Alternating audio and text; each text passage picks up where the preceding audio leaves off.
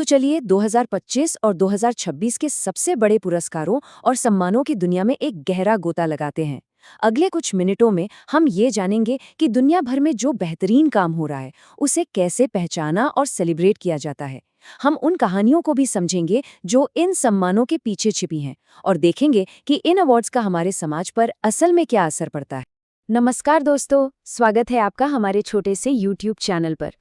आज हम एक बहुत ही दिलचस्प टॉपिक पर बात करने वाले हैं। एक ऐसा टॉपिक जो हमें बताता है कि पूरे साल अलग अलग फील्ड्स में क्या कुछ कमाल हुआ है। अच्छा, इससे पहले कि हम शुरू करें, एक छोटी सी गुजारिश है। हमारे चैनल को सब्सक्राइब जरूर कर लीजिएगा और इस वीडियो को लाइक करना मत भूलिएगा। और हाँ, इस पूरी क्लास की PDF आपको हमारे टेलीग्राम चैनल एपिना ऑडियो बुक पर मिल जाएगी। लिंक नीचे डिस्क्रिप्शन में दिया हुआ है। तो देखिए, आज की इस चर्चा को समझने में आसान बनाने के लिए हमने इसे 6 अलग-अलग हिस्सों में बांटा है। हम शुरुआत करेंगे ग्लोबल लीडरशिप से, फिर साहित्य और विज्ञान की दुनिया में चलेंगे, उसके बाद सिनेमा की चमक-दमक देखेंगे और फिर उन लोगों को जानेंगे जो इंसानियत के लिए काम कर रहे हैं। और आखिर में हम भारत के अपने राष्ट्रीय और खेल सम्मानों पर फोकस करेंगे। इससे हमें ये समझने में मदद मिलेगी कि अलग-अलग क्षेत्रों में बेस्ट होने का मतलब क्या होता है। तो चलिए अपनी यात्रा शुरू करते हैं ग्लोबल स्टेज से। ये वो जगह है जहां देश उन लोगों को सम्मानित करते हैं जिन्होंने देशों के बीच रिश्तों को मजबूत बनाने में एक बहुत अहम भूमिका निभाई है। जानते हैं, ये सम्मान सिर्फ किसी एक इंसान की कामयाबी नहीं दिखाते, बल्कि ये देशों के बीच बढ़ते सहयोग और गहरी होती दोस्ती का भी एक प्रतीक है। ये देखना काफी दिलचस्प है कि अमेरिका के पूर्व राष्ट्रपति डोनाल्ड ट्रंप को कई सारे इंटरनेशनल सम्मान मिले हैं। ये कहीं न कहीं उनके कार्यकाल के दौरान ग्लोबल पॉलिटिक्स पर उनके असर को दिखाता है। खास तौर पर इजराइल का शांति पुरस्कार, जो पिछले 80 सालों में पहली बार किसी गैर इजरायली को दिया गया, और फीफा का पहला शांति पुरस्कार, ये दोनों ही काफी बड़ी बातें हैं। ठीक इसी तरह भारत के प्रधानमंत्री नरेंद्र मोदी को भी कई बड़े अवार्ड्स मिले हैं। ओमान से लेकर इथियोपिया और श्रीलंका तक कई देशों ने उन्हें अपने सबसे बड़े सम्मानों से नवाजा है। ये पुरस्कार साफ साफ दिखाते हैं कि दुनिया में भारत का कद कितना बढ़ रहा है और अलग-अलग देशों के साथ हमारे डिप्लोमेटिक रिश्ते कितने मजबूत हो रहे हैं। अगर दूसरे बड़े सम्मानों की बात करें तो भारत की राष्ट्रपति द्रौपदी मुर्मू को लिस्बन शहर की चाबी मिलना पुर्तगाल के साथ भारत के गहरे कल्चरल और इकोनॉमिक रिश्तों का प्रतीक है। और डेविड बेकहम को जो नाइटहुड की उपाधि मिली है, वो सिर्फ उनके खेल का सम्मान नहीं है, बल्कि फुटबॉल के जरिए पूरी दुनिया पर उन्होंने जो पॉजिटिव असर डाला है, ये उसका सम्मान है। चलिए अब हम शब्दों की दुनिया में चलते हैं, साहित्य की दुनिया में।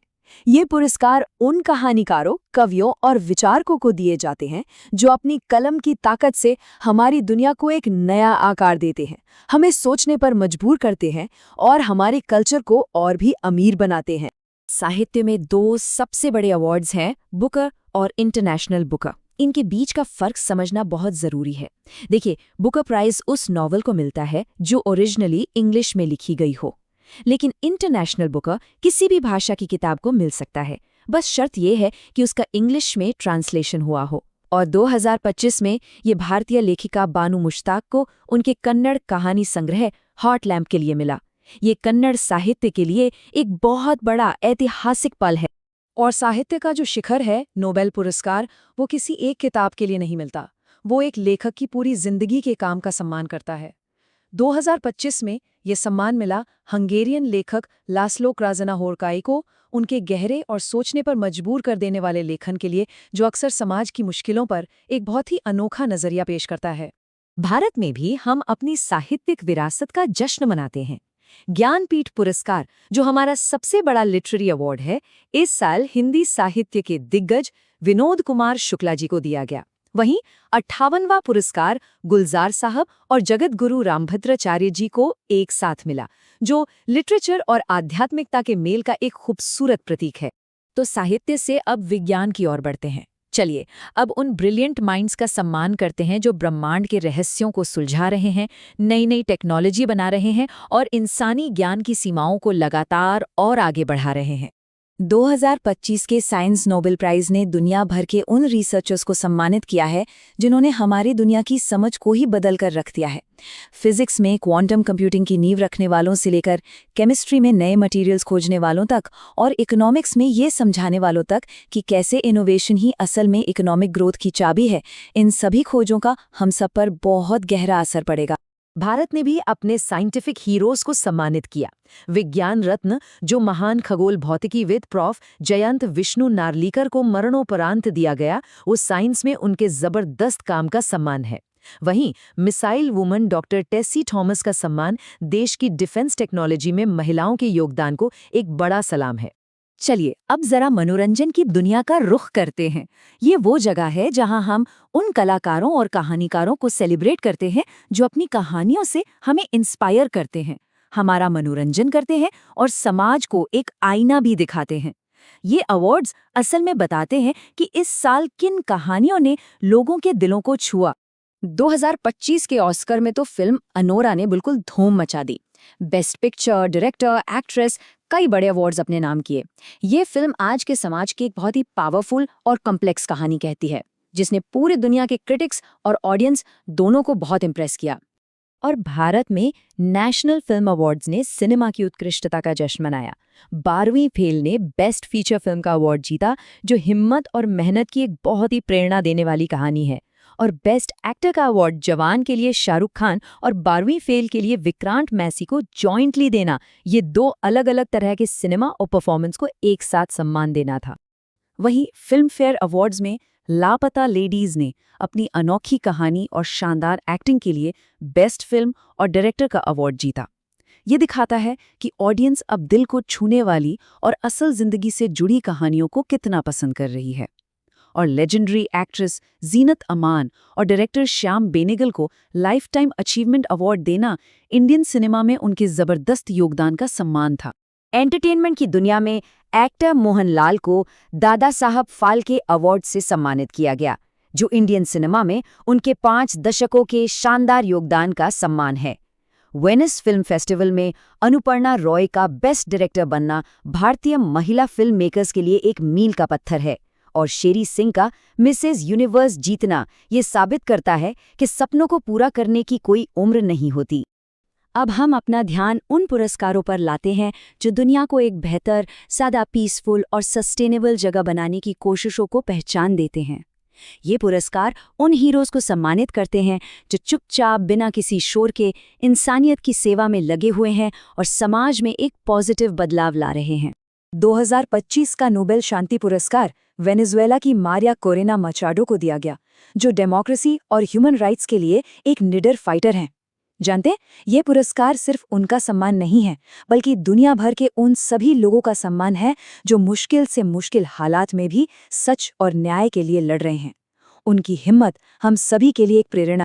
दूसरे बड़े शांति पुरस्कारों में रेमन मैग्सेसे पुरस्कार का एजुकेट गर्ल्स को मिलना लड़कियों की शिक्षा के महत्व को दिखाता है। ये पहला भारतीय संगठन है जिसे ये बड़ा सम्मान मिला है, और ये इस बात को साबित करता है कि जब आप एक लड़की को शिक्षित करते हैं तो आप पूरे समाज को शिक्षित करते हैं। पर्यावरण बचाने पर जो दुनिया भर में फोकस बढ़ रहा है, उसी को दिखाते हुए सुप्रिया साहू को यूनाइटेड नेशंस का champions of the earth award मिला। ये क्लाइमेट चेंज से लड़ने में उनके लीडरशिप का सम्मान है। वहीं जयश्री वेंकटेशन का रामसर पुरस्कार जीतना भारत के वेटलैंड्स यानी हमारी आर्द्र भूमि को बचाने की कोशिशों को मिली एक बहुत बड़ी इंटरनेशनल पहचान है। और अब आखिर में चलिए अपना ध्यान उन अवार्ड्स की ओर लाते हैं जो भारत के अंदर नागरिक जीवन, गवर्नेंस और खासतौर पर स्पोर्ट्स के मैदान में सबसे बड़ी उपलब्धियों का जश्न मनाते हैं। ये सम्मान हमारे देश के हीरोज को पहचान देते हैं। तो 2025 में कुल 139 लोगों को पद्म पुरस्कारों से सम्मानित किया गया, जो भारत के सबसे बड़े नागरिक सम्मानों में से हैं। ये अवार्ड्स 3 कैटेगरी में दिए जाते हैं। पद्म विभूषण, जो असाधारण और खास सेवा के लिए है, पद्म भूषण, जो बहुत ही उच्च कोटि की सेवा के लिए है, और पद्मश्री, जो किसी भी फील्ड में की गई खास सेवा के लिए है। पद्म विभूषण, जो हमारा दूसरा सबसे बड़ा नागरिक पुरस्कार है, इस साल 7 महान हस्तियों को दिया गया जिन्होंने मेडिसिन, जस्टिस, आर्ट और इंडस्ट्री जैसे क्षेत्रों में अपनी एक अलग छाप छोड़ी है। इनमें से 3 को मरणोपरांत सम्मानित किया गया, जो उनकी पूरी जिंदगी के योगदान को सलाम करता है। गणतंत्र दिवस की परेड हमारे कल्चर की विविधता और हमारी सैन्य शक्ति का एक शानदार प्रदर्शन होती है। इस साल उत्तर प्रदेश की झांकी ने महाकुंभ 2025 को इतने भव्य तरीके से दिखाया कि उसे बेस्ट झांकी का अवार्ड मिला। वहीं जम्मू और कश्मीर राइफल्स की टुकड़ी ने अपने डिसिप्लिन और जोशीले मार्च के लिए बेस्ट मार्चिंग दल का खिताब जीता। और अब बात करते हैं खेल की। मेजर ध्यानचंद खेल रत्न, जो भारत का सबसे बड़ा खेल सम्मान है, इस बार 4 बेहतरीन एथलीटों को दिया गया जिन्होंने इंटरनेशनल लेवल पर देश का नाम रोशन किया है। शूटिंग, चेस, हॉकी और पैरा एथलेटिक्स के इन सितारों ने दिखाया है कि मेहनत और लगन से कुछ भी हासिल किया जा सकता है। तो जब हम इन सभी शानदार उपलब्धियों को देखते हैं तो ये हमें भविष्य के बारे में सोचने पर मजबूर करता है। एक्सीलेंस की अगली सीमा क्या होगी? साइंस में अगली बड़ी खोज कौन सी होगी? कौन सी कहानी है जो दुनिया का दिल जीतेगी? और कौन से नए हीरो हमें एक बेहतर कल की ओर ले जाएंगे? इसका जवाब तो सिर्फ वक्त ही देगा। देखने के लिए आपका बहुत बहुत धन्यवाद।